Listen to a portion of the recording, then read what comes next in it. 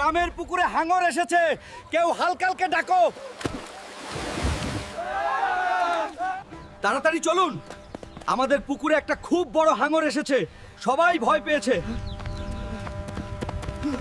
এই দেখো, এই হলো তোমাদের হাঙ্গর। একে দেখে গ্রামের সবাই ভয় পাচ্ছে। হায় হায় হায় হায়, গ্রামের পুকুরের কুমির চলে এসেছে, কেউ হালকাকে ডাক দাও। হুল্ক, পোখারে একটা বড় শার্ক এসেছে, তাড়াতাড়ি চালো, সবাই ভয় পেয়েছে।